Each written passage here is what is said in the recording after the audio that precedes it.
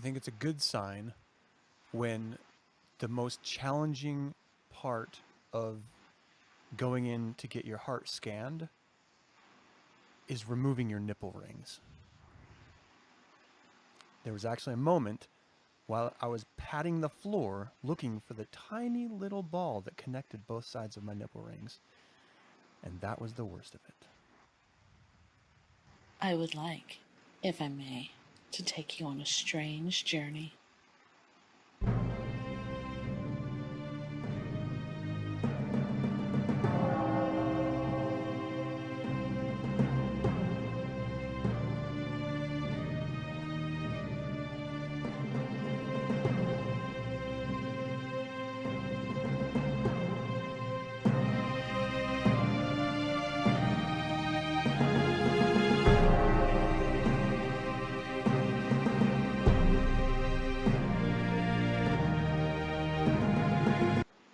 Welcome to 9sense. 9sense is a satanic perspective of our modern world, and I'm your host, Reverend Campbell, and I'm being joined by my very good friend, Colin. How are you, man? Greetings. Not too bad, buddy. Not too bad. I'm really glad we could actually do this, because we tried Yeah. before and it didn't quite work out. Yeah, dodgy broadband and time differences and all that good fun stuff. Yeah. Well, we've got some good stuff planned for today. Let me give a quick shout out to everyone who joined us in chat. I know it's an early episode of 9sense, but what better way to start your day than with a hefty cup of 9sense, right? All right, so William, thanks for joining us, man. Visuri, how you doing? Jeff, my man. I wanted to chat with you more in last night's episode, but trying to manage the whole show and stuff, I couldn't break away from the conversation. Valeria, how are you, my dear? Thank you so much for tuning in. Dog, how you doing? Let's see. Silly Swastika. Good to see you, man. And looks like this is the core group of people that we usually have. Anyone else who joins us after the fact, thank you so much for joining. If you have any questions or comments through the course of this conversation, we're going to be having a few of them. Put it up there. But after yesterday's episode, how it was really sort of set up really kind of heavy and politically oriented, I just wanted an episode of 9sense that was just fun, just entertaining. And so we're going to be talking about some future planning in the Devil's Advocate. We're focusing on planning for your future. Exactly what I just said in the opposite way. In the Infernal Informant, I've got two articles. The first one is Experts Explain, if there's life on Venus, how could it have gotten there? And the second one is, here are Tesla's biggest announcements from Battery Day. And we're going to close it out with an in memoriam, and this is going to be from Ronald Ray Cobb. If you're not familiar with who he is, you're about to get familiar. And for those of us who love sci-fi and fantasy, he is a real instrumental member of the creative force behind some of our favorite films. And we'll get into that here in just a second. But Dark Star is cheese. Yeah. I actually haven't even given the top of the show. Let me do this. It is September 27th. And as of today, we have 33,105,611 worldwide cases of COVID-19 with 999,455 deaths. And we got a great show for you this week. All right. Yeah, that's really happy. Yeah, let's start off on a high note with chaos and death. Pandemic and death. But, I mean, International Blasphemy Rights Day is coming up on Wednesday, September 30th. So if you want to blaspheme internationally, now's your chance. I don't know. A couple years back, maybe a little more than a couple, the COS had a sort of event based around Blasphemy Rights Day. I think those posts are still up. So if you want to do a little bit of a time capsule to experience those posts, just search Blasphemy Rights Day on churchofsatan.com, and you can see all of the posts that were put up there for that. It was a lot of fun. And did you ever submit to those? Me, no. Yeah, okay. I think I missed that one. I did a couple of them, which was pretty fun. There was one, I think it was my most memorable, where I acted like I was Christ on the cross, and I was like calling out to God to get me off. And so he sent like my wife to literally like give me a head. And I was like, that's not what I meant by getting me off. You're so literal. Yeah. Fucking God. Goddamn literal. No sense of humors. It was fun. All right. So for those of you who are doing the book club with us, it's going to start at 2 p.m. So in 2 hours, as right now, in 2 hours, we're going to be doing it. It's Fantastic. based off Night Shift by Stephen King, and we're going to be talking about the first 2 stories. And one of them, I don't want to get into it yet because I got stuff to talk about. this segment will just sort of We'll just turn into the book and club right then 2 now. hours later we'll be sitting going, Yeah, I have nothing to yeah. talk about anymore. Okay, so you have had a lot of time recently to do a lot of writing. Did you want to share one of your poems with us? Has your audience not suffered enough? Let's give them a little pain before we give them a little pleasure. Right, okay. Right, there's one of them we're not going to do because it's a bit naughty, but okay, let's do this one. Entitled, My Intolerance is Intolerant. Okay. Gossip, rumours, and tall tales. I have no time for such things. The latest biz on somebody's business. Only boredom and headache it brings. Why bother me with the doings of strangers? If they're not in my circle, I don't care. My intolerance is intolerant. My interest in their activity is rare. The bling, the brands, the latest fashions, they drive me mad with a passion. When you create your fads and trends, why they excite you, I cannot comprehend.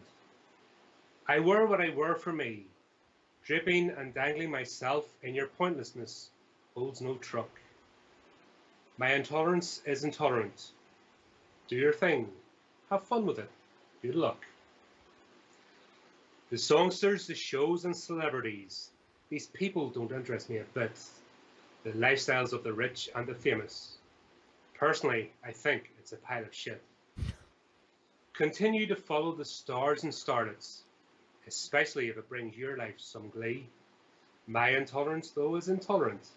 My tastes are more discerning, you see. Hold on to your Bible, your Quran or Torah. Clutch tightly to your prayer beads. Be proud. Go to your churches, your temples and group huddles. Say your chants, clap aplenty and sing loud. Fear me, though, for I am a Satanist. From the brightness of my flame you will shy. My intolerance is really intolerant, for I am an atheist. What I worship is I. Yeah, I like that. That's really nice. It's nice when I can actually have a coherent thought, because sometimes when I do a lot of this stuff, I start off one direction and then about 3 words in, my mind wanders, and when I get to the end, I'm like, what the hell was that? But it's cathartic. I don't know. I found poetry to be really cathartic. It's just, you've got something bugging about in there, just get it out. Yeah. And do you know what? If nobody else listens to it or whatever, it doesn't matter. You've turned negative emotions, frustrations, or thoughts into something tangible. Yeah. Now, I'd encourage anybody to do it. Have a go. I think that's probably the best way that I know of just like meditating, because I create so much sort of public facing content that whenever I want to really just sort of put myself in my own head, it's writing. And so I haven't put out any essays or anything like that in a very long time, simply because that's kind of like me space, you know, that's like my own little zone where I can just not worry about the front facing image, not worrying about how it's going to be received or how I can format it to make it entertaining. It's just, this is my mind and I'm just going to let it go. So It's for you, and we're going to talk about it in the next segment, but you have to do it for you first. Mm-hmm. It doesn't matter about anybody else. If you do something and it makes your life that little bit better, if it gives you a, spark or sense of achieving something, especially if you're feeling down, fucking do it. Mm-hmm. I don't know. I feel like I repeat myself a lot of times, or get bent up with frustration when you try to explain to somebody that can't be explained to. Mm-hmm. This wallowing self-pity and, I don't know, misery culture is just, it's draining you. It's not going to do you good in the end. It's poisonous, yeah. It really is. Well, I mean, since we're leaning into it, let's just dive right into the Devil's Advocate really quick with this bumper.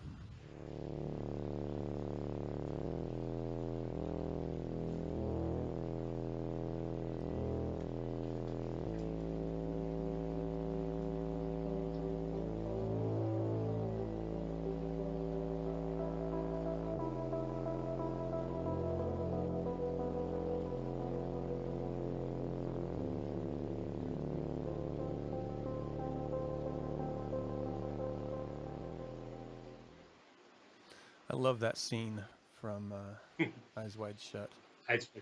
Like right afterward, they stand up and disrobe. It's just like the best. All right, let me throw up this. That was an odd movie. I haven't seen that in years. Yeah, it's one of those that I think it holds up. It's like a holiday film I watch every year. I absolutely love it. I don't even think of it as a Christmas show, even though it's set around the holidays, which is kind of weird. But okay, so this segment is going to be talking about planning for the future. You know, one thing that I consistently try to do with this podcast is, in the Devil's Advocate, talk about something that's very germane to Satanism or Satanists. And part of what it means to be a Satanist is to have and achieve and improve who you are, having goals and achieving goals in your life so that you can have real world accomplishment. It's all about individualism. It's all about real world accomplishment. You wouldn't know that by meeting many Satanists, but it actually is. And so I don't know. I've been writing a few thoughts on this. There's like a religion within a religion. This whole online cultural miasma of crap has, in my opinion, infested Satanism. Yeah. And people, like, how can you be part of a carnal religion and live your life digitally? Carnally digitally. Yeah, it doesn't work. We haven't developed the plug-in yet to make it, you know what I mean? This you're is preaching an the choir, ASC man. at its worst. You know, these stupid things aren't your life. Yeah. You know what I mean? It's this stuff right here what actually matters, and there's too many people don't get it, and they live for little clicks on a button. Yeah. And then when they're faced with actually dealing with the real world, they can't cope. Yeah. And will actually actively fight against you. And I've had personal experience of this. It's fucking shit. Oh yeah. Yeah. What matters is out in the real world, actually experiencing life. And the whole point of this is to make it better for yourself, the best you can make it. Yeah. And it's not cookie cutter. Not everybody wants to be a CEO, because to me, that'd be the worst thing I can imagine, being one of those. Totally those agree. people are robots. Yeah. I mean, they're dead from the neck up. They've no soul or passion, and I think that's part of the culture, especially these corporations now trying to be moral guidelines. The people that rule them don't actually experience life. They've cut themselves off for it because they're just dedicated to whatever brand. And most of them don't even have a brand because it's shift between all these companies, so they don't actually have something they're personally invested in. But I mean, at the same time, I can't really fault someone who sees that as their version of success. Like, I don't see that, but if that's how you live your life, and you know, your image of personal achievement is to have a higher salary, and where you work is less important as long as you can climb that ladder. It seems hollow to me, but if that's your thing, more power to you, as long as you're doing it for a sense of self-satisfaction and achievement and self-worth, and not because you feel like you have to. Yeah, well, that's one side of the coin. You know, that side is complete antithesis to what I stand for. On the other side, there's people that live in these communes or homeless, and it's a community, and they happily scrape by day to day, getting a few coins in their hand, going by and drink their drugs, and they're actually happy in that lifestyle. And on the other side of the coin, that's complete anathema to me as well, because I like my own comforts, and I like to have purpose in life, and I like to have stability. So on the other side, that is completely not me either. So they're just two extremes of the whole coin, which don't interest me personally. So it's finding your bit, your little bit, and everyone, you're allowed to have your own individual quirks, but it's up to you to find them. Well, let's talk about planning for your future here, because again, one size doesn't fit all.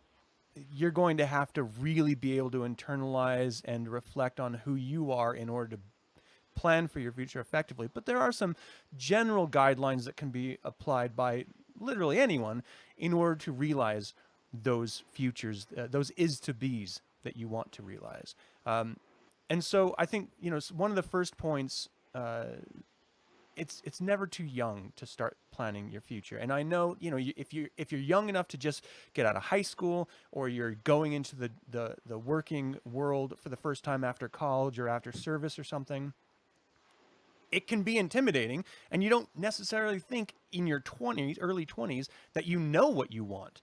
That you have any solid foundation of an idea of what you want in your future. All you know is you are now independent and you want to enjoy that. But that's when it's the most important to start planning for your future, to start imagining what excites you, what interests you, what motivates you, and where you're going to end up being. Because ultimately, if you want to retire, for example, if you like the idea of having a nest egg financially, that's when you need to start planning it. All right? Like when you're young, that is when you should start doing it. And so that's why it's so important to start imagining where you want to be when you're younger, and start formulating those ideas in your head.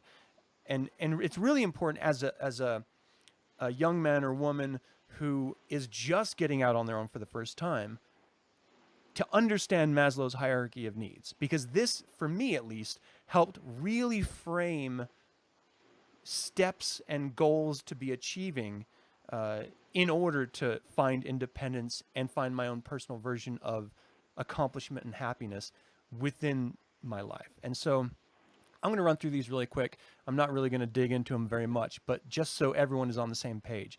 Maslow's hierarchy of needs is basically like a 5-tiered system for what it means to be self-actualized, to what it means to be the best version of yourself. And you have to build on these foundations in order to become self-actualized. So ultimately, you have to have physiological needs met. You have to be able to eat. You need shelter. And the next layer is going to be safety. You cannot pursue your own goals if you do not feel secure and safe. Then there's a sense of loving and belonging.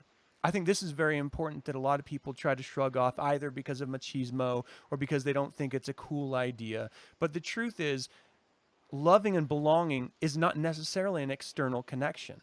It also means yourself. You have to be able to love who you are as an individual. You have to feel like you belong in your own skin. And this is really important for people who identify differently than they outwardly appear. So, your trans individuals, for example. But also being able to connect with other human beings, whether you like it or not, whether you're a misanthrope or not. Human beings are social creatures. We are animals, and we thrive when connected with other animals. And so it's important to find that loving and belonging, if not in other humans, then with other creatures. And there is an entire planet full of them. So congratulations, you're on it.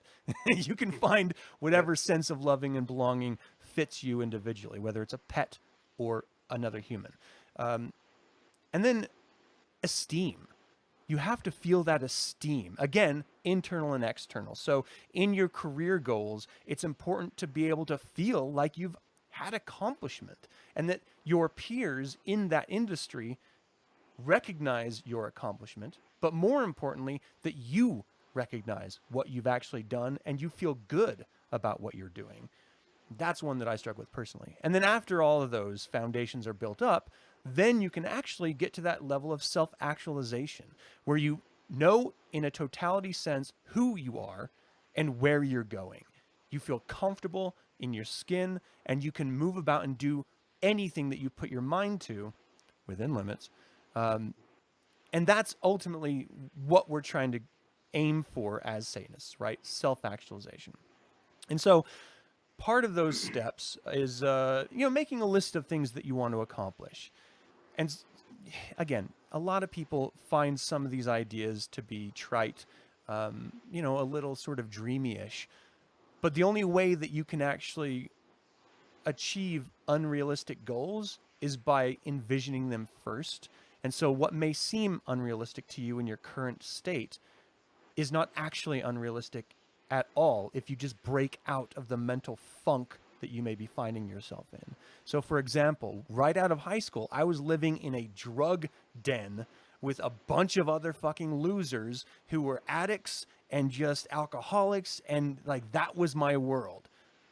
At that moment, I could never imagine that I would end up where I am today, in a state of actual happiness. I just thought my whole world was misery. But you have to be able to imagine the possibility before you can achieve that. Have you ever found yourself in those situations, Colin? Yeah, when I started out, my whole focus was work. Mm-hmm. Like I was going through college, I joined the reserves, part-time job. So I just full to the tilt, boom, boom, boom, work, work, work, work, work. And then when I partied, overcompensated. So when you went out, you didn't just go out for a beer or two. You went out for like 12 hours and disappeared and found yourself in a ditch. You know what I mean? Yeah. That took me up to my, it took me until like my mid-20s, late 20s to actually learn to step back and find some time for me. Because I started to realize if, for example, the summer was hard because that's when you stood down for summer leave, classes had finished, a lot of places, you know, apart from touristy places. And when I was growing up, there wasn't much tourism. It only started when I became an adult anyway, because people were afraid to come to my country for some reason. Yeah, I can't imagine why.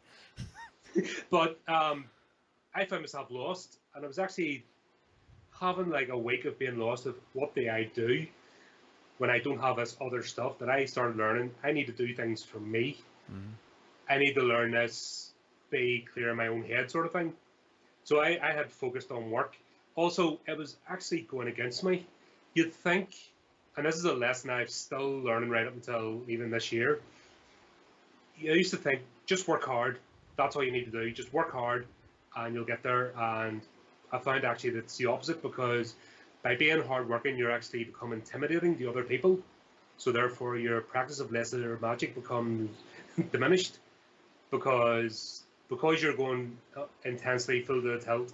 Other people don't appreciate that, and actually they shy away from you, which I didn't realize. You know, that took me many, many, many years to realize a fundamentalist mistake in my whole life ethos.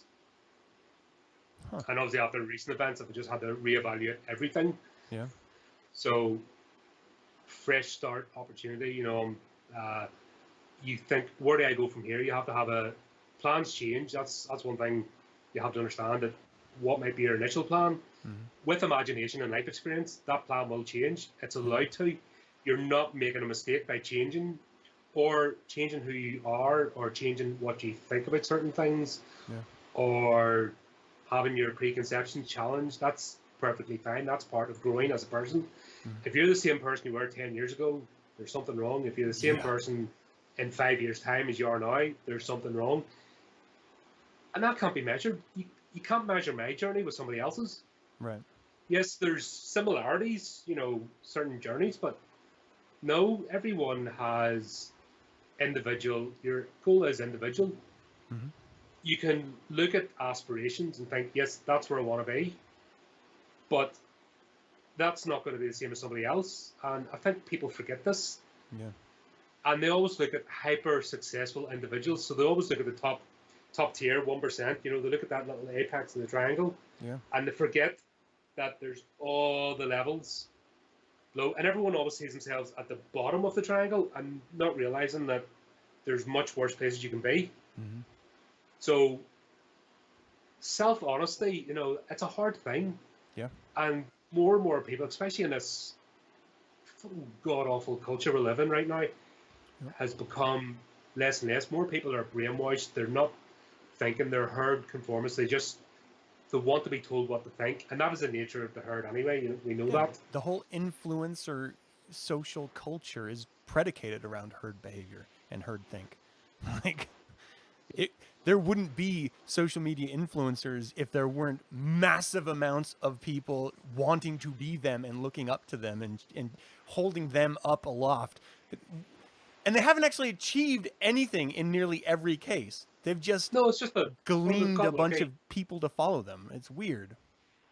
Yeah, but that's and to me that goes completely against Satanism. Yeah. Oh, for sure. And yet we're seeing more and more people. That's what they want to be. They want to be the drone. They're happy. They just want the shiny light to look towards and follow. And they're not looking at themselves. And they're not happy. These people are not happy. Because, especially you mentioned about people being misanthropic. I'm a misanthrope. I have low tolerance, even lower tolerance now for people. Yeah. But I am still a social animal. Yep. My friends and their small circle mean the world to me. You guys mean the world to me, and you know who you are. You know, through everything, when you know who your real friends are, you hold on to that. That is the most beautiful thing in the world. Yeah. And you can't, if you deny that you need people for a start or enjoy other people's company, you're not going to experience that. Yeah. And once again, I think it's this whole herd conformity of this is what I think I must say to look edgy and cool online. So I must say I hate people, yet I must post every day to as many people as possible about how I hate people. It's like bit of a contradiction there. Is there something not adding up? Mm-hmm. You know, it's like the asexual that talks about sex all the time. It's like, yeah. Something's not right with your message. So let's review this idea of making a list of things you want to accomplish, and ultimately we need to be reviewing our life up until the moment that you begin this reflection, and look for a passion. Look for something that comes naturally to you, because that's going to be a cue to what you can try to achieve professionally as a future plan, right? And one thing that you need to, and I know it's difficult in our current culture, you need to realize that belongings are not what is important. Things are just sort of sidelines, right? If you find a sense of happiness in what you're doing, things will come to you. Your goal shouldn't be to buy this specific type of car or have this specific device. Those are things that will ultimately come when you realize actual success, actual goals, right? Financial independence, starting your own bakery, you know, whatever those plans that you're making are, everything else is going to come with it. So we need to start thinking in terms of experience and out less in terms of objects when you're planning for your future, right? And we also have to keep trigger memories. Yeah. We must understand that unrealistic That's goals are not helpful. Like you can't reach for the sun knowing that it is not possible and constantly working for something that's not possible. And the only way that you're going to know if something's realistic or not is to know yourself, right? And that's where that introspection is incredibly important, and honesty is incredibly important. I know it's difficult, but it's really, really integral. What were you saying? I'm sorry. No, things just trigger memories. Yeah. You know what I mean? They're a tool. It's nice to have stuff. You know what I mean? It's just, and if you can have stuff that means something to you that you've gathered up over time, you're better having 10 items that mean something to you than just going out cookie cutter, spending thousands of pounds, dollars, yen, whatever your currency is, and just buying everything wholesale from a large distributor. It means nothing.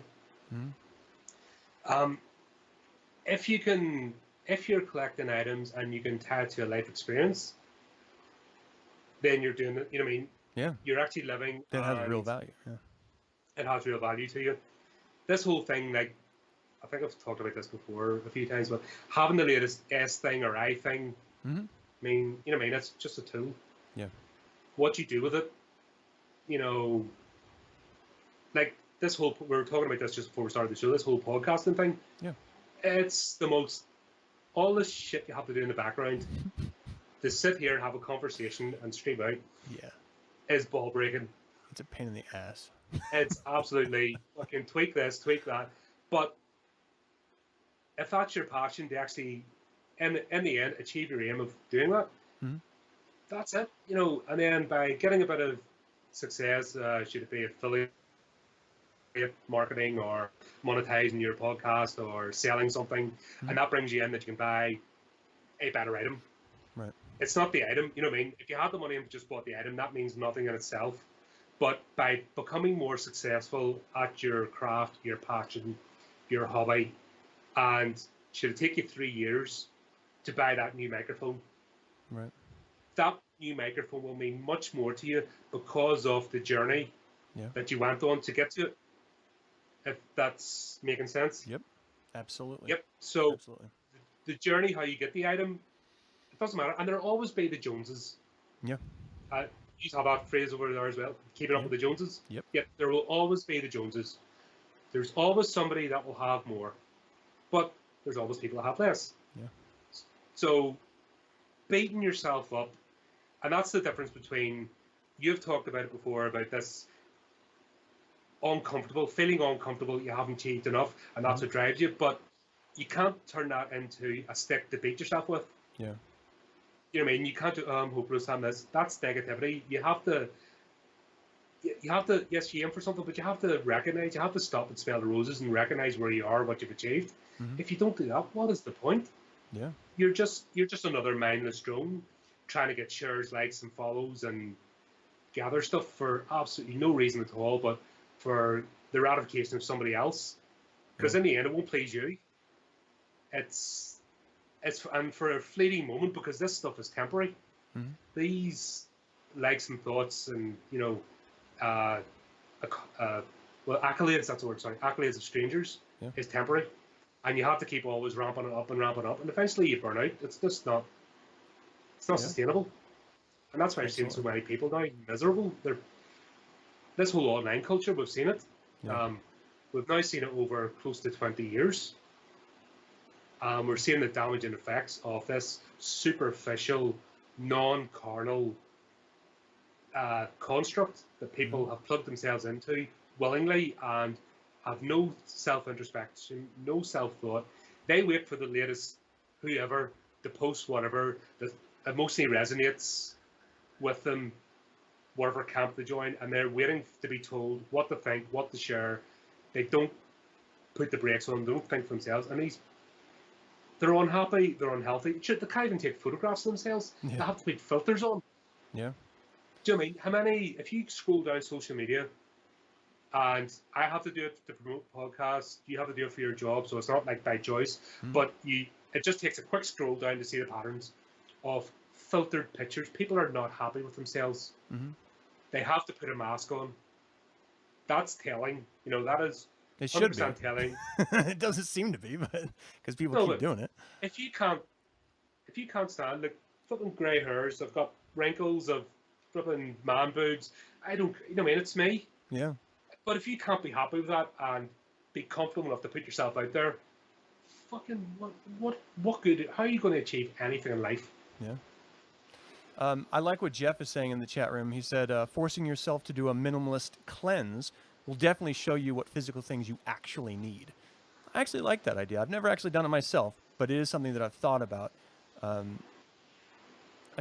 That would be an interesting challenge to try to realize and see what you really do need in order to survive and in order to achieve goals that you set forward. I do want to say here on, moving forward with this conversation, envisioning your life going your way. And that's really to say positive thinking is actually really important. I mean, it doesn't mean you can't be realistic because you're going to fail, but you learn from that. You learn from your failures. So it's not a bad thing. But some of us fail fucking spectacularly. Just some of us fucking fail big time. Yeah. But it's important though, because when you do fail, it's an opportunity to learn and to grow. And that's what's important. And then, of course, envisioning your life going your own way means that you can't just imagine it. You have to take an active role in your own life, right? As Satanists, we have lesser magic. We have a toolbox that can allow you to actually make life go your way. So start doing, it's like whenever we think in terms of greater magic as Satanists, we shouldn't be thinking of once we're out of the ritual chamber, it's done. You have to then enact, right? The ritual chamber is supposed to be this moment of psychodrama to help you get past whatever's holding you back. But then there's real world action that needs to be taken. That is what you're supposed to be doing. Once you envision your life going your own way, you have to then take action in order to see it done. And then understand that the big priorities need to be taken first, all right? Think of if you want to be a doctor, Well, before you can become a doctor, you have to go through schooling. So your biggest priority is finishing school, not buying the house that you want to buy once you are a doctor. So focus on what needs to be done first. Think of it in terms of steps towards success. Get those big, most immediate and important steps taken care of so that you can then realize the big house once you actually are a doctor after your schooling, for example. I actually went through this process last week, funnily Oh, yeah? enough.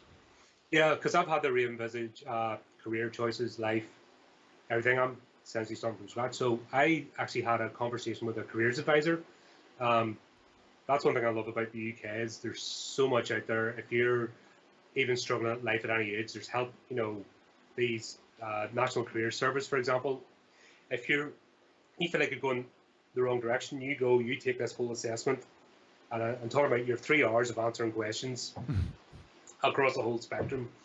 And then I sat there, telephone, because of obviously COVID, but had a telephone interview that lasted nearly 2 hours with an advisor of where do you want to go here? Okay, and there's always been a stumbling block with me in terms of my career. I'm a highly skilled individual, yet I'm not getting the payoff that I should be, and it's become a frustration. So I've had to look at that, because if you're not happy and frustrated, then you leave yourself vulnerable for psychic vampires, and nobody wants that. Yeah. So you need to, by not having that self-introspection or not understanding where the bit is going wrong, so you have to break it down. I thought it was my mathematical skills, but actually it turns out it's not. I'm actually quite skilled in mathematics after taking a number of assessments. But the big thing is actually I'm now starting to learn a new programming language, because technology's changed. Unfortunately, the environments I've been in haven't moved forward with the times, and I've always been the one constantly, pushing, trying to open the door while somebody else has got their shoulder against it because they're afraid of change. Yeah. So I thought I was being innovative, and I thought I was an agent for change, but because of the environments I was in, yes, it might have been, but also personally I fell back. So now I have to learn this new programming language to keep up with the new technology. So really, realistically, if I want to move ahead, this is what I need to do. I need to open the books, click on the website. I need to study, I need to achieve. When I achieve that, I can then, there's a hurdle gone. That's been, and that took 6 hours. Wow. It's been a lot of thought, but actual 6 hours of actual knuckle down work of going through assessments and questionnaires and conversations to get me to the point of, I need to learn Python. And that's just a simple one thing, but that one simple statement, I need to learn Python, has turned into, okay, now I need to do a course, now I need to start learning. When I achieve that, there you go, there's a hurdle gone, and then I can once again start going towards real world success. Yeah. But it's not going to happen in 5 minutes. Yeah. You have to be willing to put in the time. This is a year down the line, so I have to understand that I will not achieve or be able to move forward again truly to where I want for a year, as long as I keep working. If I don't keep working, it's going to be longer than a year or not, never. That's the balance and the payoff of self-understanding where you want to go, what's getting in your way, and how can you fix that. And there's a reality. So sort of closing out this conversation, we all need money. We live in a world where you need money. If for nothing else, sometimes it's just for electricity and for water. And some people are able to live off the grid, but that's not the case for the majority of people. And so it's really, really important. And I know you don't want to do it, but you have to open a savings account and put away a significant portion of your paycheck, somewhere around 25% sometimes, into savings. But that's not all. That's your oh shit account, right?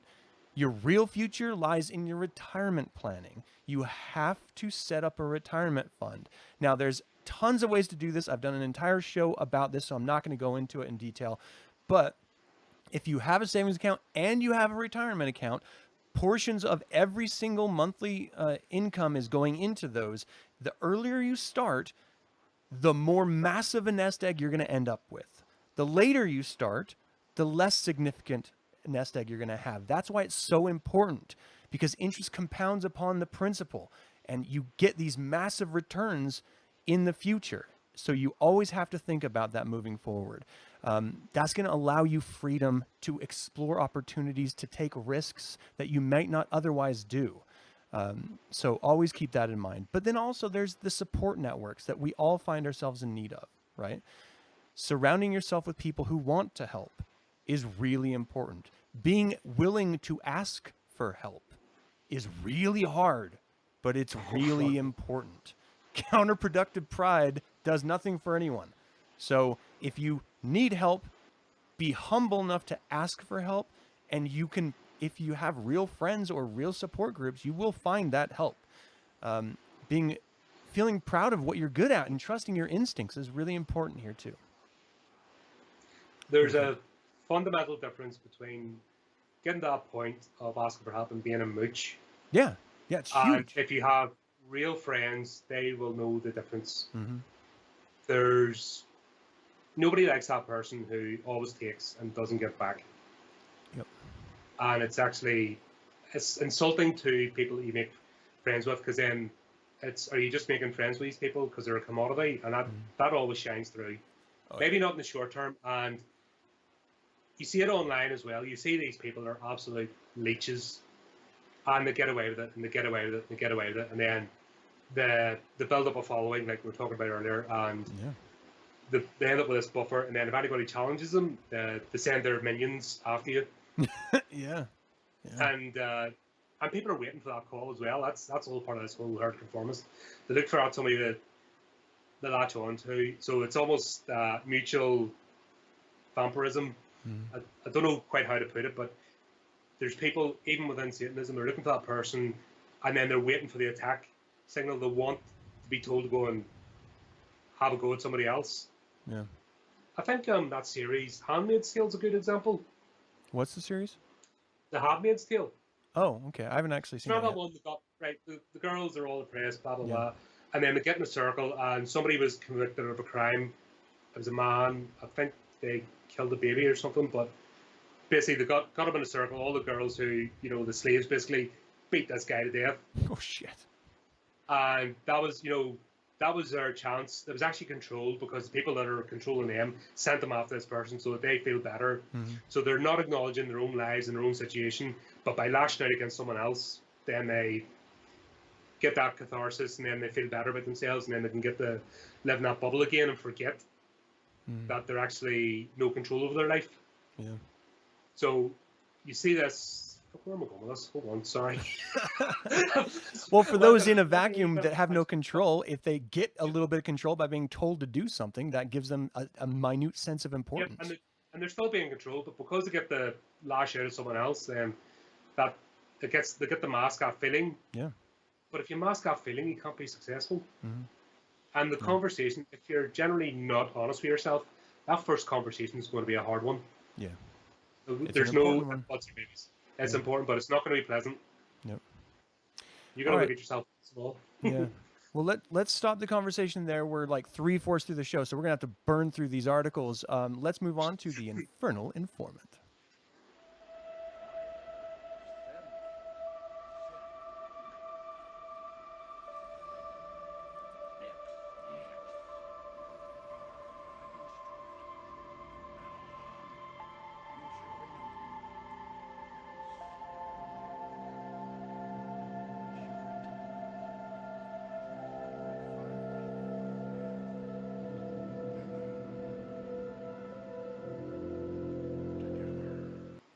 All right, let me throw up the image and we will dive into this first article. Women are from Venus. All right, so let me burn through reading the article and then we can discuss it here. Experts explain if there is life on Venus, how could it have gotten there? The recent discovery of phosphine in the atmosphere of Venus is exciting as it may serve as a potential sign of life, among other possible explanations. Researchers who published their findings in Nature Astronomy couldn't really explain how the phosphine got there. They explored all conceivable possibilities, including lightning, volcanoes, and even delivery by meteorites, but each source they modeled couldn't produce the amount of phosphine detected. Most phosphine in Earth's atmosphere is produced by living microbes. So the possibility of life on Venus producing phosphorus can't be ignored. But the researchers, led by UK astronomer Jane Greaves, say their discovery is not robust evidence for life on Venus. Rather, it's evidence of anomalous and unexplained chemistry, of which biological processes are just one possible origin. If life were to exist on Venus, how could it have come about? Exploring the origins of life on Earth may shed some light.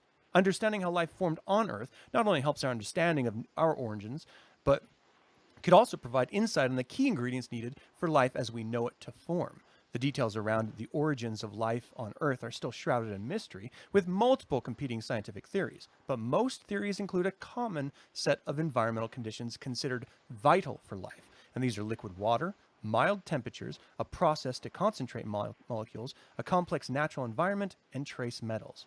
Now, the possibility of life as we know it forming on the surface of present-day Venus is incredibly low. An average surface temperature of above 400 degrees Celsius means the surface can't possibly have liquid water, and this heat would also destroy most organic molecules. Venus's mild upper atmosphere, however, has temperatures low enough for water droplets to form, and thus could potentially be suitable to the formation of life. That said, the environment has its own limitations, such as clouds of sulfuric acid, which would destroy any organic molecules not protected by a cell. For example, on Earth, molecules such as DNA are rapidly destroyed by acidic conditions, although some bacteria can survive extreme acidic environments.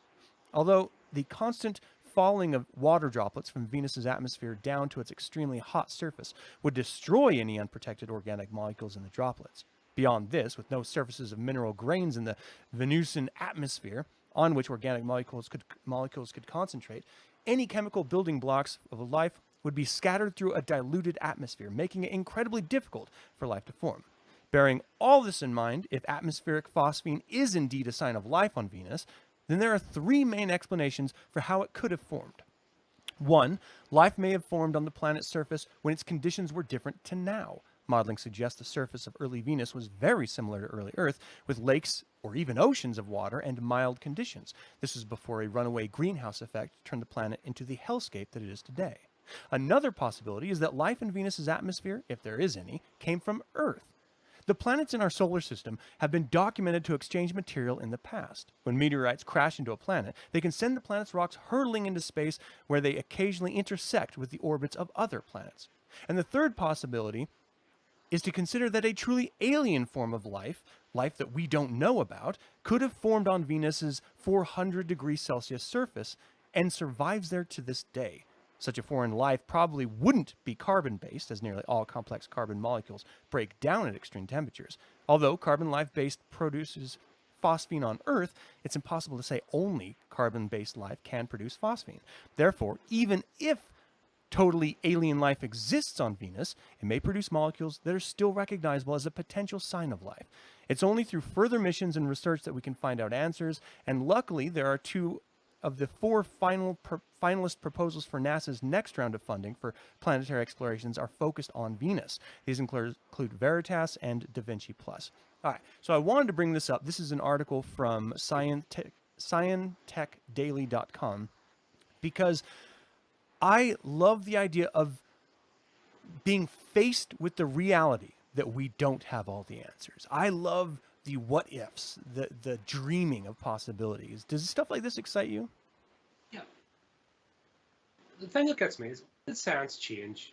When we look back at the times of Newton and Pasteur, they were trailblazers and they went against the establishment, who were religionists, who, this can't be done. And they were the dreamers and thought, yes, and then came up with the answers.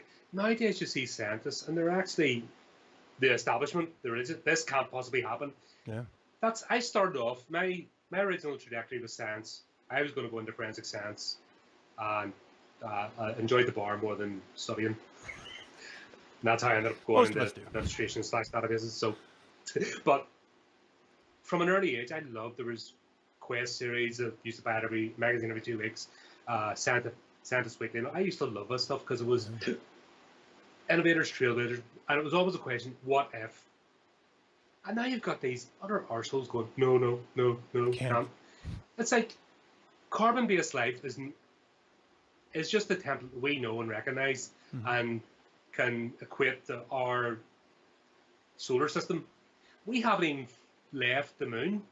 I mean, we haven't even set up bases on the moon. We haven't even got as far properly as the moon.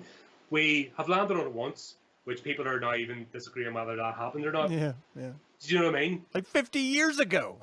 Yeah, but 50 years ago, landed on the moon, never went any further. We have become stagnant, and it's imagination that's going to ask these questions and maybe find out. Yes, we do not know, and that is perfectly fine. Mm-hmm. There's, like Venus, there's a thing called, they're talking about organisms not being able to live. Well, on this planet, we have spiders that live in volcanic mudflats Yeah. at temperatures higher, 100 degrees C's, boiling point of water, so whatever that is in Fahrenheit. But we have creatures that live there. We also have them that live in the Arctic tundra. That actually, if you put them on your hand, the heat of your hand would kill them because they're used that environment. It's called Sheldon's law of tolerance. Right. If you want to look that up, but every organism. See, I cannot speak. I've been talking too much today. But every organism has a tolerance. Should it be temperature, humidity, acidity? All of us have a limit the world can reach, and always perform better towards a higher limit than the lower. So, for example, hyperthermia as opposed to heat stroke. Right. We become more sluggish as we hit the lower end of whatever spectrum it is, but we perform better in warm climates. We all know that, yet heat stroke can kill us like that. Yep. So the upper end is a sharper apex, but we can tolerate it more and perform better until we get wiped out. But we don't even understand this planet that we're on. Yeah. We haven't even trawled the oceans properly. Mm-hmm. We haven't understood ecosystems properly. We haven't and this whole madness at the moment of climate change versus climate denial, two extremes of madness and no actual sensible discussion. We don't understand our own planet. How the hell can we even begin to imagine that what's going on out there, what possibly can happen or what can't? Yeah. Look, right. Star Trek did a great episode. What was it? The Creature in the Tunnel. No, the original series, and it was the first time they talked about silicon-based life form. It wasn't called a Shrike. It looked like a rock. Do you remember it? And it went through tunnels. No. And people were mining, and they killed it, and then it went and destroyed the colony. And then they finally learned that it was because they were destroying their home, and then they actually trained it. They managed to communicate. It was Spock communicated with one by Melvin, and then actually they end up training thing to make the tunnels for them, so they steer away from their home. Mm-hmm. And that was, back then you had series like Star Trek, imagining and talking about, well, carbon-based life form isn't just it. There could be silicon-based life form. That's always been a theory. Arthur C. Clarke in his series talked about, the whole Odyssey, the 4 books. I'm not familiar. All right, well, the Odyssey series, Space 2001, 2010. Oh, yeah. 2000. Yes. 2031, 2060. I've only seen the film, so I wasn't. All right, well, the books go deeper into it, but Europa, is basically all planets of yours except Europa do not go there. When, of course, humans being humans eventually did go there, and it's the life there is completely alien, in every respect, because the conditions do not, carbon-based life wouldn't survive for half a second, but that doesn't mean, because we don't know, doesn't mean it's not there. Yeah. It's the same as saying there's no aliens. How do we know? Yeah. They could be at the same level of development or less than us, so we can't even get past our first moon. Mm-hmm. So how the hell do we know? Yeah. And the only thing's long range. Sure, even how many Beagle 1, Beagle 2, even sending the probes to Mars, how many cock-ups happened where the things crashed? You know what I mean? The 3 Beagle rovers as well, Rover 1, the 2, the British one and the American one. Mm-hmm. I mean, the first couple of attempts crashed, so they haven't even been able to bring back soil samples. Yeah. So it's only from digital data, which is limited. Yep. So we cannot say. So how can you say yes or no? We just don't have the answer. That's why I love articles like this, is that it forces us. It puts it right in our face saying, you don't have the answers. Let's imagine, hypothesize, and see if we can find out. But you've even got in that article you're reading, a scientist going, no. And it's like, come on. Straight away, this... and that's why I'm saddened at the state of science today. Yeah. Obviously, in the next article, we'll talk about innovation, but science has become stagnated because it's got filled with the herd and the establishment, and it's become a social club as opposed to actual mechanism for improving our lives. Yeah. And I mean, think it's direct. I was just talking with Simony last night, and part of that conversation brought up academia and how even academia is stagnant because there's only so many spots available for people to fill in academia, and there's thousands of applicants. And so those who are really willing to push boundaries or to reimagine established dictums don't actually get an opportunity because there just aren't enough spots for them. It's got to No, be and the this same whole, with scientific circles. yeah, it's once again, it's the apex.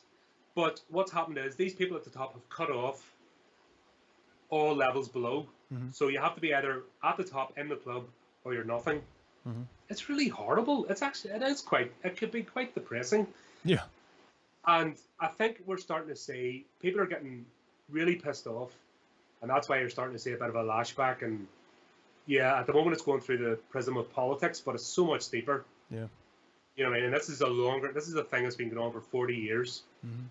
You know, It's weird because we advance so fast in certain aspects, computing, but then we don't actually use that for anything but like porn and video games. yeah, and it's It's ridiculous. If you want to look at the leaps and strides in streaming and podcasting, Mhm. you go to a porn site because they have it. They have the whole buffer and shit sorted Yeah. out. They have it all down pat. So actually, they are the leaders. Yeah. But it's their products like disposable. It's Yeah. 2 pumps and you're done sort of thing. It's after that. All right, well, let's get into innovation here in a second with this second article. Let me throw up the image and then we'll talk about it. So this second article is coming from The Verge. I actually watched the online Battery Day video, which was very interesting.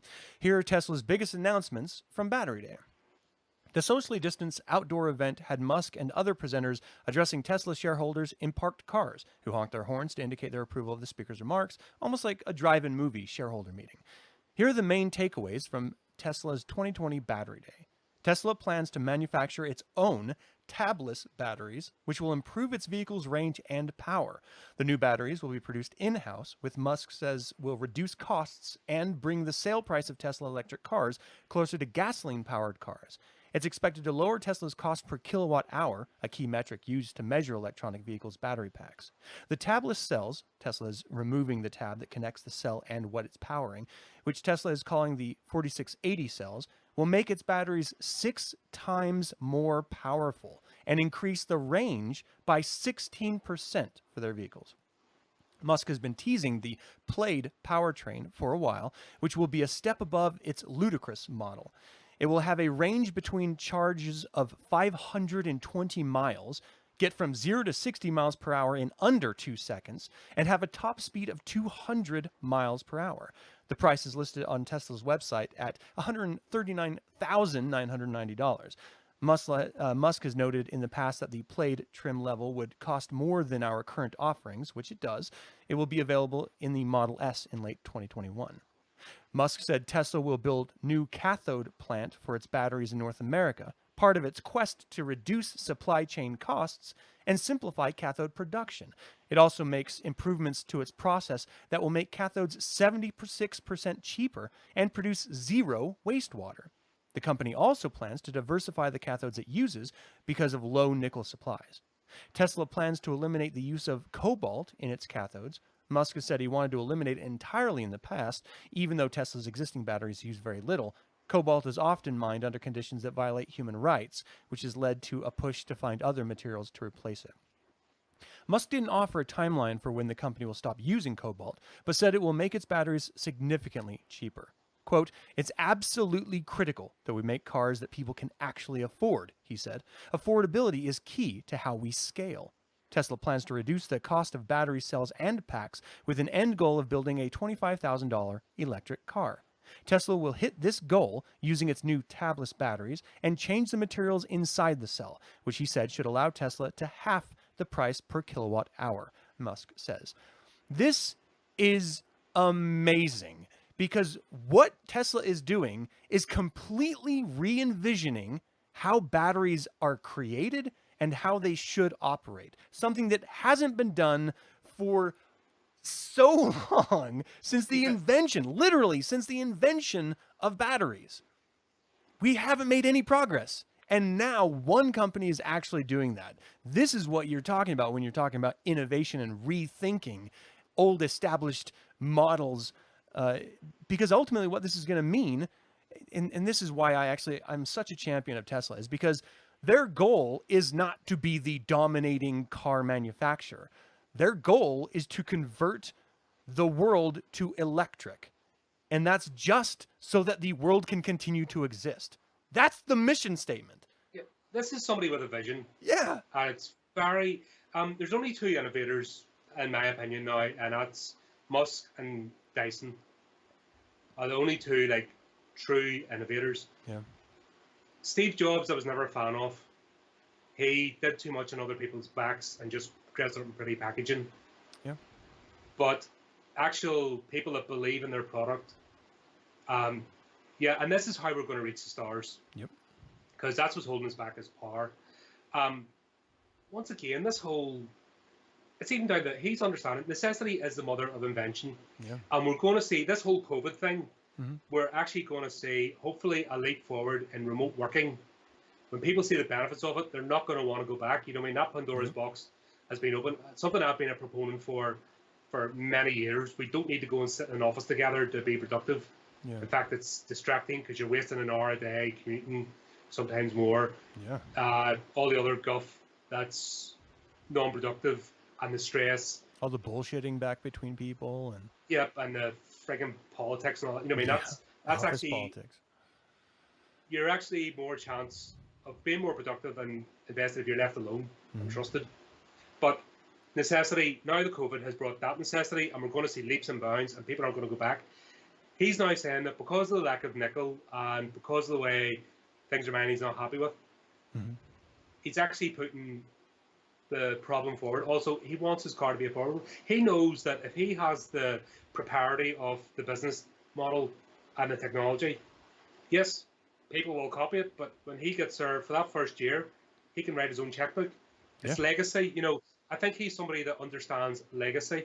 And as I was saying before, a lot of these large companies now and the CEOs, they're robots. They don't even, a lot of the CEOs haven't even started the company they're in. They get shuffled around. Yep. Himself and Dyson are the last two people who actually went, I would say Bill Gates, but he's obviously moved on to more altruistic terms. But in my lifetime, you know, there's very, very small number of people, and it's becoming less and less. So the people like him are doing this, you can only applaud him. Yeah. And this is how, if we solve the need for energy, because that's something that the I thing and the S thing never, the devices get more powerful, but the batteries haven't. Yep. And they've actually just got larger and larger, not because of the necessity, but because they need a larger battery pack because of the processes. Wasn't it Peter in the Satanic scriptures talked about how the computers have become more and more bloated? I don't remember that. The whole Apple thing. Yeah. I mean, like everything's become more and more bloated, not more innovative. Right. And this has been this has been the knock-on effect. Things that people have written 20, 60 years ago, we're seeing now happening in our lifetime. It's really amazing. Yeah. And like I said, it's all about, as we talked about at the start of this episode, you can get depressed, you can get miserable, or you can look for the glimmers of hope like this. And I think this is a glimmer of hope, not just for having a battery, but the whole knock-on effect. Because if he can make a battery that powerful that can power a car, you can scale that down, you can scale it up. Yep. A thing I'm excited to see is you can get now roof tiles that are solar powered. So they're not ceramic, they're made of a different material. Yeah. But rather than have these huge panels on your roof that not only are ugly, but they're fragile and hard to maintain, they're actually developing them like roof panels. Yeah. Tesla did those. There you go. Imagine the roof of your car being a solar panel. Yeah. It's pretty just powering it as it goes. I mean, it's the future. Even if it can't do it fully, like the hybrid cars, you know, they might run out of juice, but you've got a backup. Yeah. Trickle, you know what I mean? Trickle power in your car as it goes along. Where do you stop? Yeah. You know what I mean? That's one aspect, cars, but houses, developing world. We keep talking about the developing world and bringing them up to speed. There's a technology can happen. Yeah. I think we talked about this before. Kenya have taken this technology, they've deconstructed it, and they're making hydroponic farms in ISO containers in the middle of Johannesburg. So shipping containers, they're stacking those up, and they're actually making hydroponic farms using solar technology that they've jury-rigged.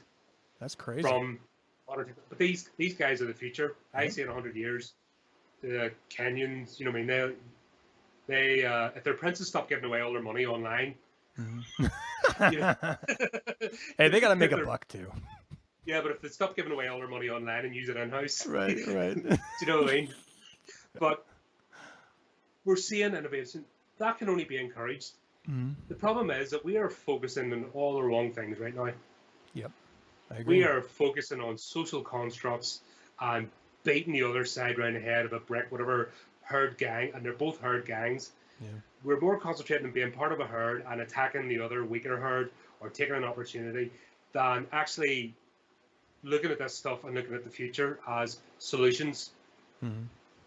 And I'm for one, I'm excited. I love this stuff. You know, this was what started my journey into information and science and where I am today, you know, as a person. If it wasn't for these articles, before mobile phones came out, they were talking about, they had little cartoons into the future, and they're talking about these little handsets, which are now earbuds, you know, the AirPods. You know, but you could only use them next to, they still had the idea of the phone booth. You know, and that's the only way you could use these things wirelessly, but that's progressed. That's your Wi-Fi router. Do you know what I mean? So what was imagined 40 odd years ago is now reality and even surpassed. I keep referring to Star Trek because that series, when it first came out, blew my mind. Yeah, it did a great job of imagining possibilities. Even when Deep Space Nine came out and everyone was carrying tablets. Nobody knew back then, it was science fiction, but nobody knew back then that that was the future. And that's what they concentrated on, the actually showing and showcasing technology. You read any sci-fi novel and they concentrate less on the politics. Yes, it's part of the drama and the story, but you read, I've been reading David Weber a lot recently, and 40% of his book is talking about the hyperdrives and how the hyperdrive works and the problems. You know, he's imagining technology, and it's that imagination which triggers the likes of Elon Musk to do what he does. You know what I mean? If that imagination wasn't about, or that ability, you can't learn that by being a drone. You know. Well, we've already passed our hour. We got one more segment to go. So, if you want something to be positive about, look to innovation and science fiction, and it's there, it's out there, which is exciting. You know, not everything is depressing. All right, let's close this out with Creature Feature.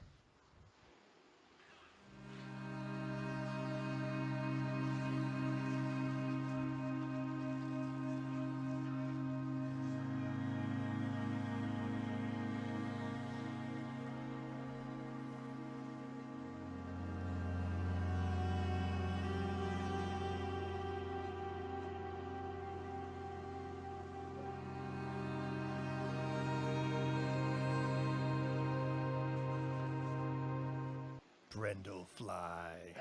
As I just said, my favorite scene in that whole movie. That was interesting when they talked about the psychology of a fly. But it's basically a raving psychopath. It's like, huh?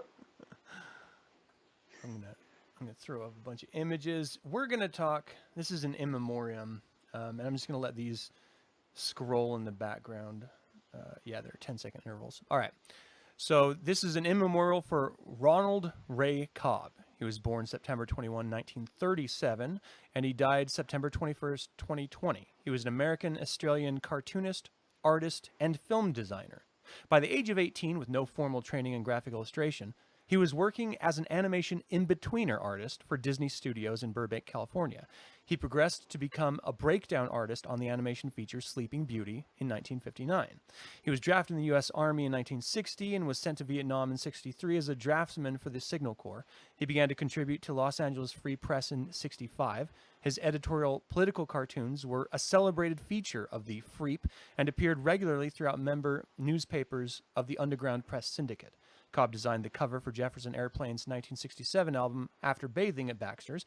In 72, he moved to Sydney, Australia, where his work appeared in alternative magazines such as The Digger. He returned to cinema work when he worked with Dan O'Bannon to design the eponymous spaceship for the 1973 cult film Dark Star.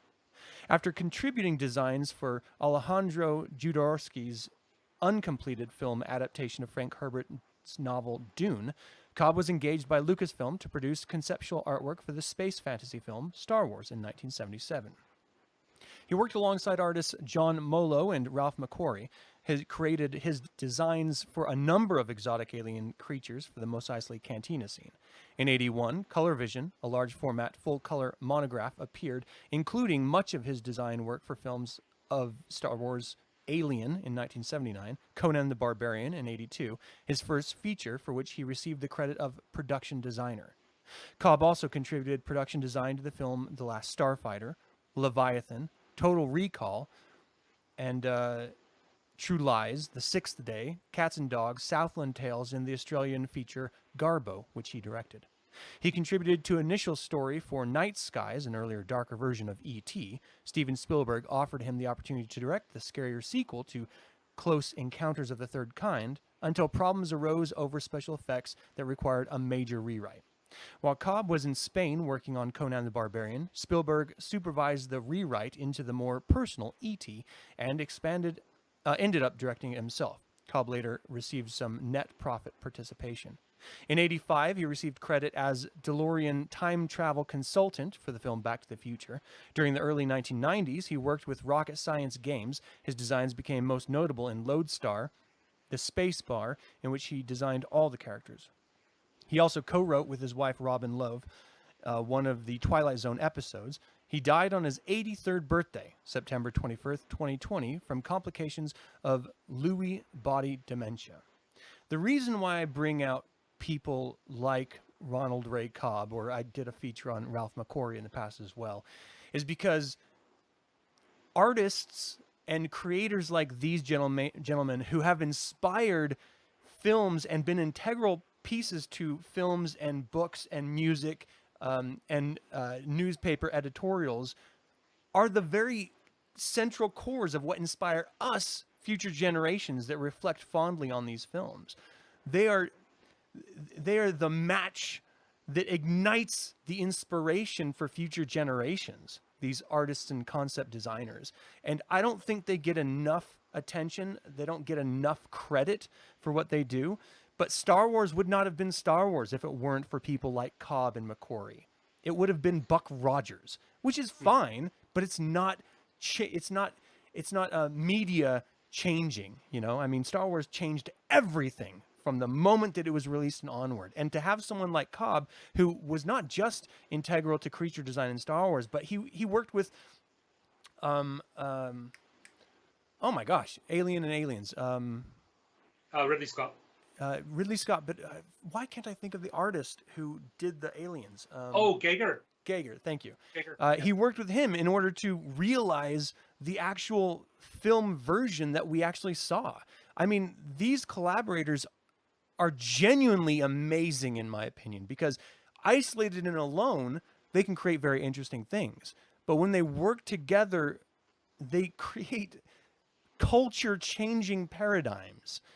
And that's, I think, the strength of artists like Ray Cobb, which I think is important to remind us of. I mean, I know you love some of these films that he worked on, right? I have seen 90% of the films you just mentioned, and each one in its own way, like Conan the Barbarian, each one is visually stunning and memorable. Mm-hmm. You can't not, like, if anyone else had done Conan the Barbarian, we would have got Red Sonja again, you know what I mean? There's always, or the generic fantasy. Yeah. Fantasy's a real hard one to bring on screen. Yeah. Fantasy to me, I've always liked fantasy books, but fantasy movies is really, really difficult to put out there. I don't know why. It's the same as I find sci-fi hard to read, but it's visually stunning. Mm-hmm. And when you've got someone like when we see now the state of movies, like it's hard to get excited. Yeah. When you don't have the right visuals with a story, it just doesn't work and falls flat.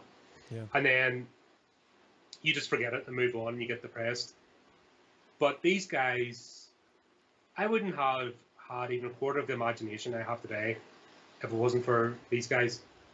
You know what I mean? When you looked at something, you went to the cinema, you read a book, or you saw drawings, you're like, whoa. You know what I mean? That just, you think of the possibilities. It's like, I didn't think that was doable. Yeah. Aliens, you know what I mean? It's classed as still one of the forefront in horror movies. That was the thing. Yeah. It's technically sci-fi, but it wasn't. It was a pure horror movie. Mm-hmm. And for him to work on it and working with Geiger and just to bring that out, that's something that's always going to be remembered. When you create and put something out there, it's not bad. It can't be bad. Mm-hmm. Yeah, it's great. And you never know who it's going to inspire and what's going to come next from that inspiration. Like, that's what's so exciting, is that it's not just something that you do and it's done, right? It's something that you do, but other people reflect on and then create from it. Like, literally, something comes from nothing, and then someone else takes that something and then creates something brand new again. It's just like giving life to something, you know? It's literally like creation in the purest sense of the word. From nothing comes something. Yeah. That's why I do what I do, because I love creativity. Yeah. And I love to try and foster creativity. And it's part of it is to say, where can this go? Yeah. And I think people mistake once again, this whole social media likes and shares, everyone expects the payoff to be instant. Yeah. Yeah. But if you create something and put it up there, people until right this moment probably won't even know his name. But if you look back, you know what I mean, at the end of his life, he has given something to the world. Yep. And that is something of value. You know, if you give something that creates imagination, yeah, people go, oh, it's only entertainment. No, we spend our lives looking to be entertained. You know what I mean?